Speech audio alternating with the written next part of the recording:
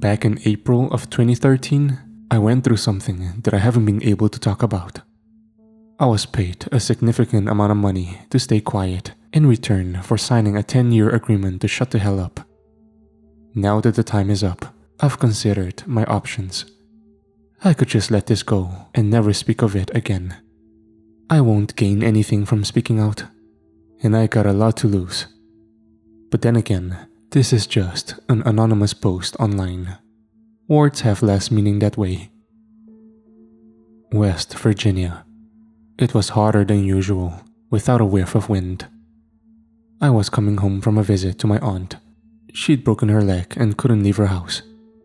I was making my way back home, taking the I-64 out of Lewisburg. It started with the radio. It was playing that one Macklemore song I'd heard 100 times over. The sound was cutting in and out in a quick staccato, then disappeared completely. I could hear cars honking up front as a line began to form. There was a sway in the trees, as if greater and greater pressure was being put on them. I could hear wind rushing against the left side of the car, forcing me to pull the other way to compensate. I closed the sunroof as a dust cloud blew past, staining the windshield. Then, a rumble.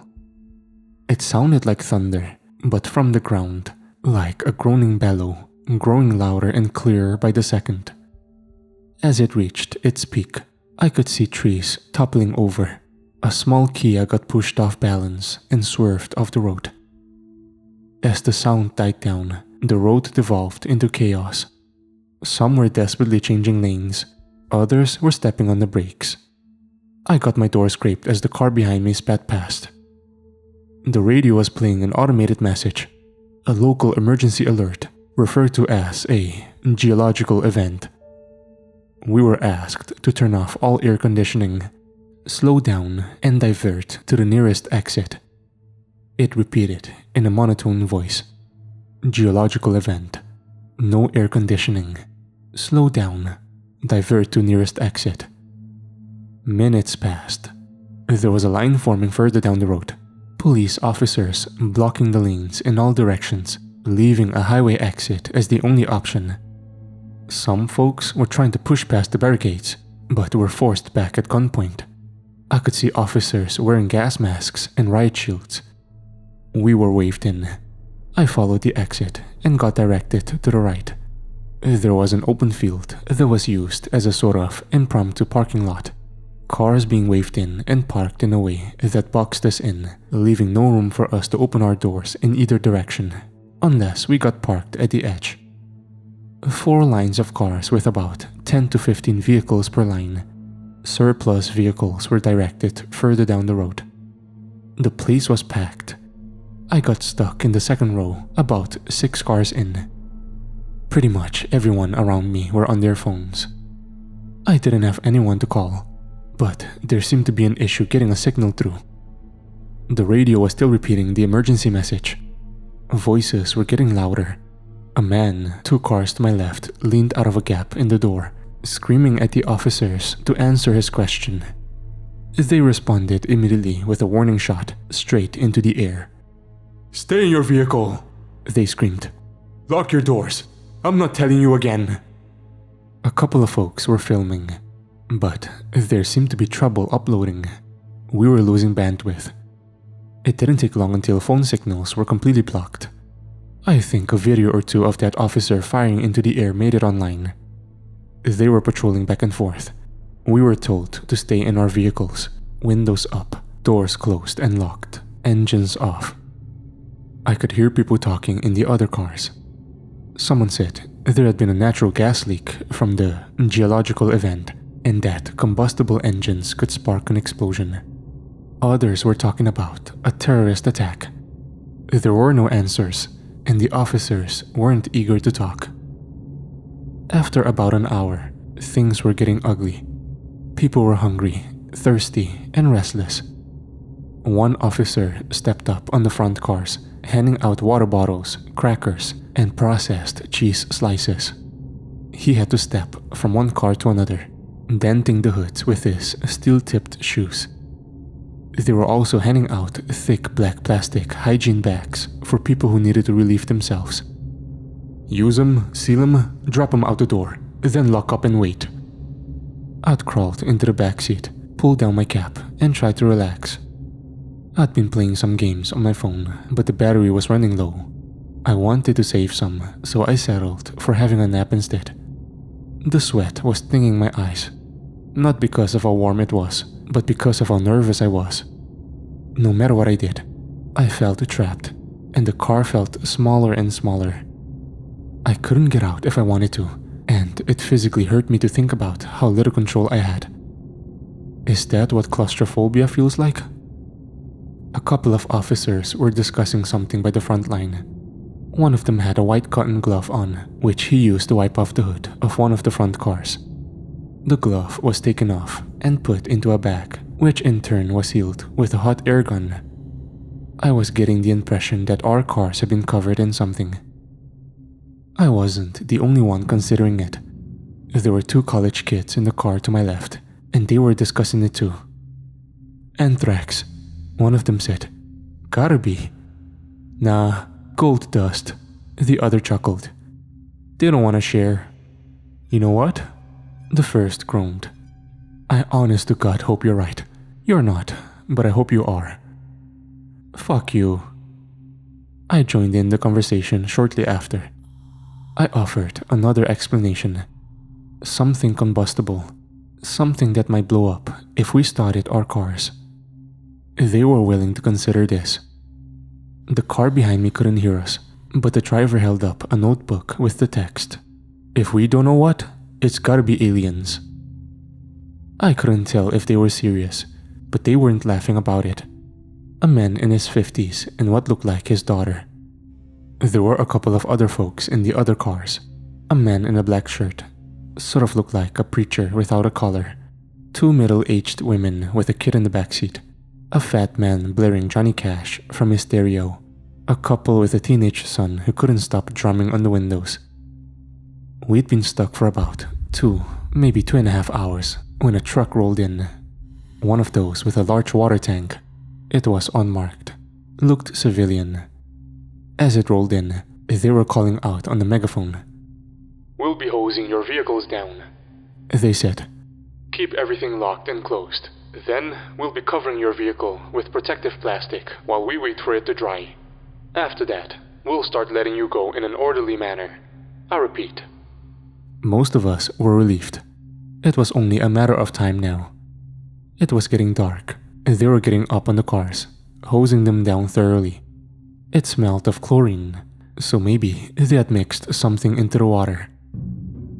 As they came to my car, they stepped up on it and double-checked the sunroof, making sure it was locked and secured. They sprayed the car down, bathing it in chemical stink, the kind that gets stuck to the back of your throat. It took a long time for them to finish, at least an hour or 2.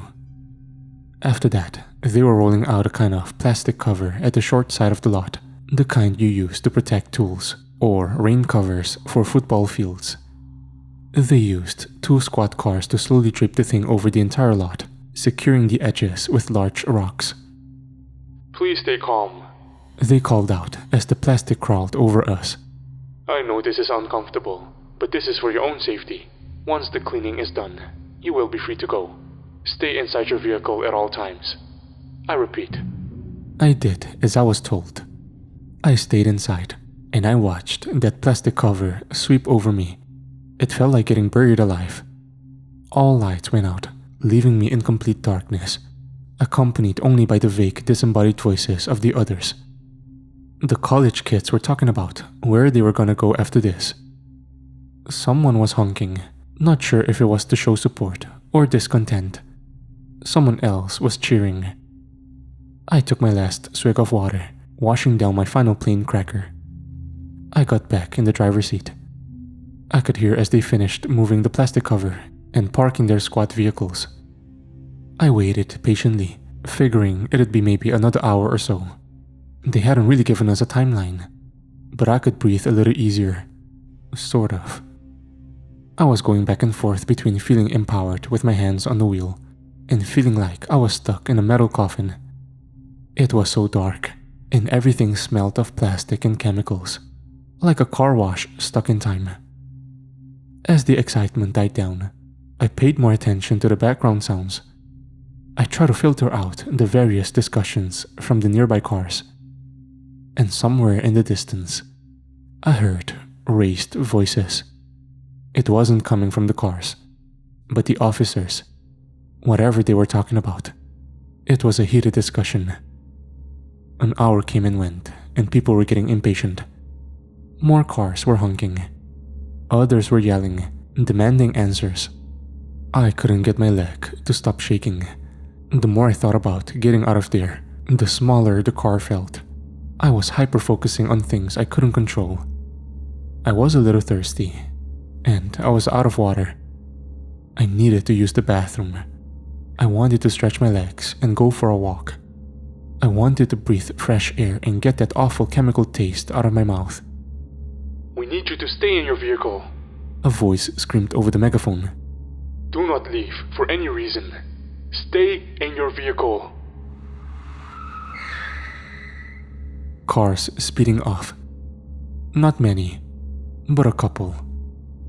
Then, quiet. The officers left us there. Everyone was quiet.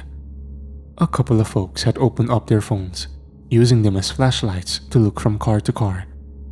Looking out at the sea of vehicles, all of us trapped under that dark cover, I could see a handful of lights cut off by sharp silhouettes. I couldn't make out who was who in the dark. It was all just people, anonymous. I heard a gasp somewhere in the back. There was a metallic clunk, like when the officers climbed atop our cars to get us our water. There was a careful cheer as some folks figured they were taking off the plastic cover. But that wasn't it. Instead, there were more footsteps. The cheers slowly died down as more and more footsteps pattered across our cars. I stopped counting after a dozen. The silhouettes in the other cars were still. We all held our breaths, waiting for an answer to show itself. What the hell was going on? What was that sound? Somewhere off to my right, I heard a voice. "Who's up there?" It sounded like an older man. I'd seen a pickup truck that way earlier. Almost as a response, the footsteps stopped. There was a faint clicking sound, like someone snapping their tongue against the roof of their mouth. Click, click. And from further away, a click in response. From somewhere to my left, another couple clicks. Then, a cascade of clicks. Dozens, maybe hundreds. There was an awful metallic noise coming from my right. Then, breaking glass. A scream cut short, followed by several irregular taps of the car horn. One of the silhouettes in the distance turned into a blur as something passed through the windshield, cutting through the plastic cover. Somewhere in the front row, the roof of a car was cut wide open. Someone was pulled up out of their seat. 2 cars back from where I was, there was more glass breaking. It sounded like a wild animal got in. I could see a weak hint of red spattered against the passenger side windows. I wasn't getting any air. I could feel my heart beating through my chest as my arms started shaking. My hands were cramped around the steering wheel, and I felt sweat dripping down my shoulders. I couldn't control it. I didn't even see what was going on. But these sounds, these screams, they awakened something primal. This was danger, a threat. My body knew long before I did. The college kids in the other car were ducking down. One of them waved a hand at me, as if telling me to get down. I nodded. I scrambled into the back seat. I couldn't see where I was putting my hands or my feet. Everything is different in the dark. As I tumbled my way over, my foot accidentally tapped the car horn. It was a quick tap, a fraction of a second.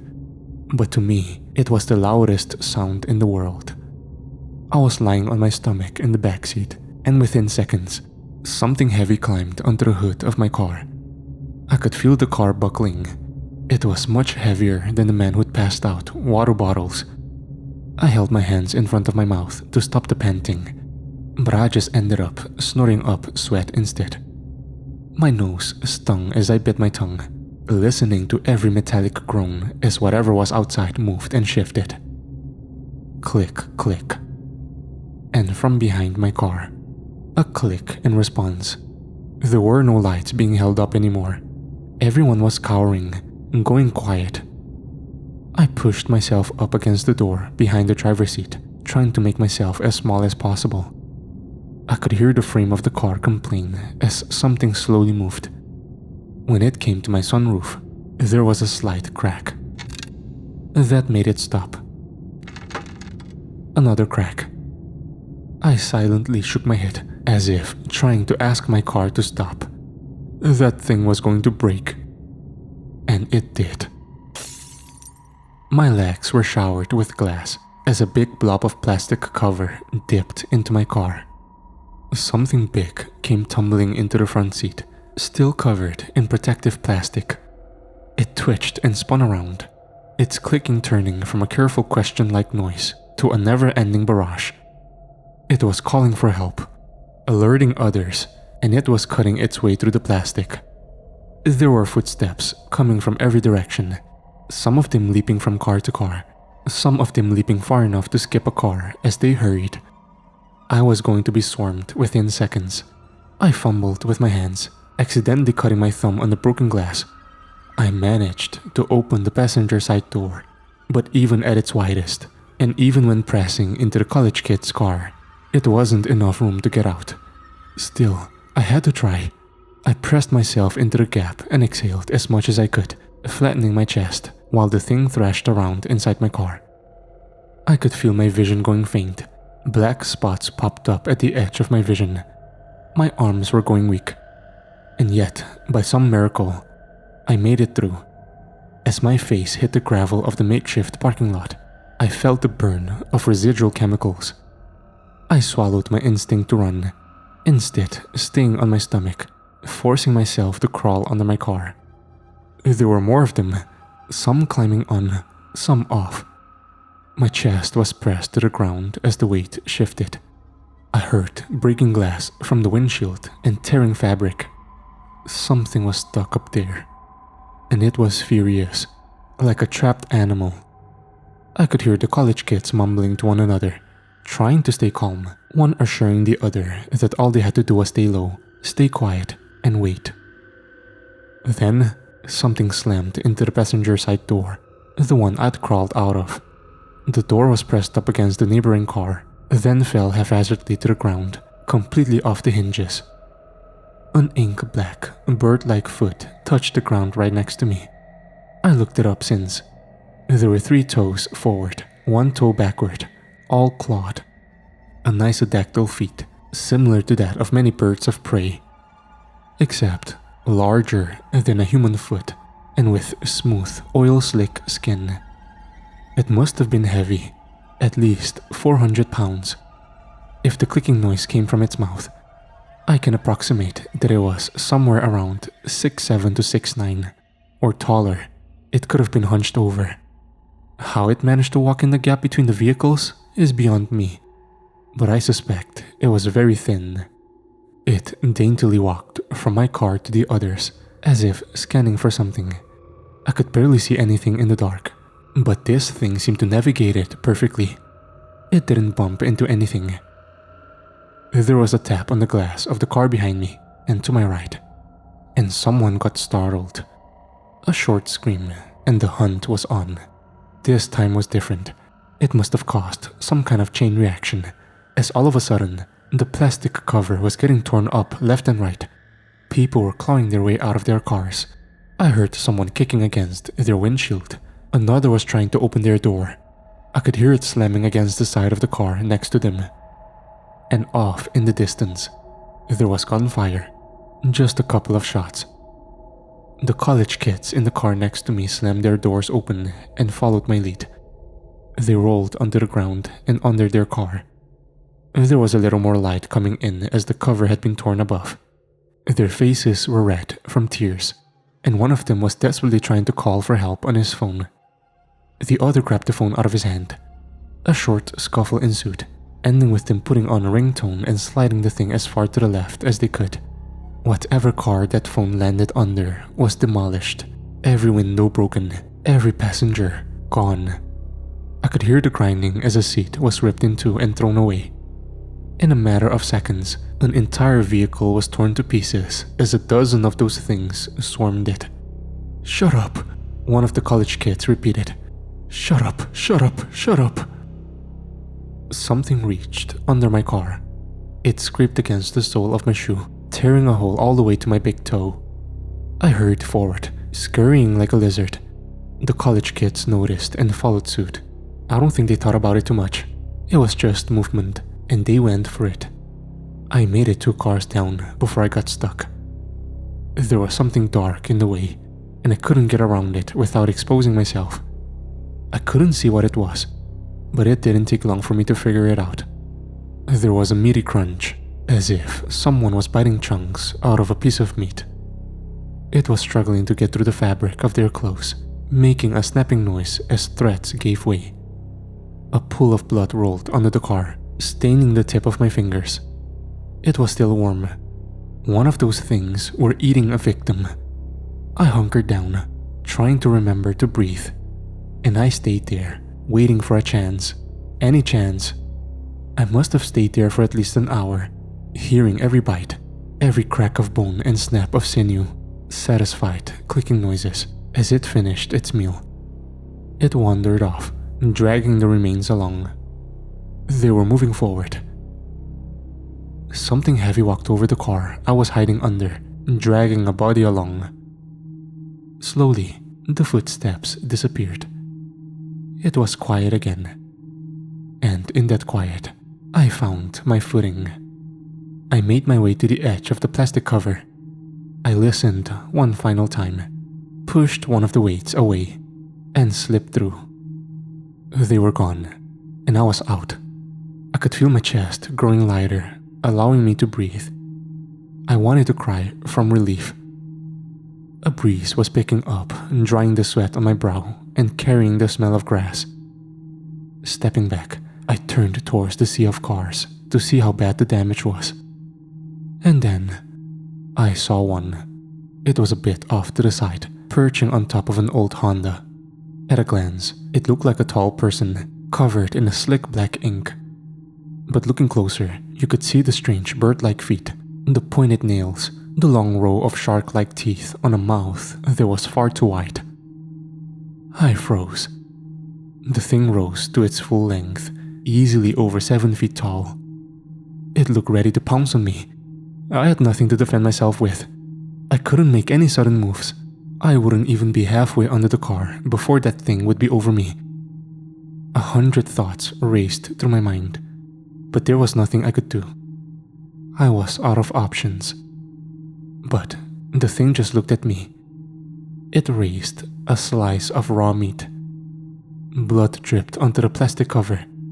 It looked at me curiously, taking a bite.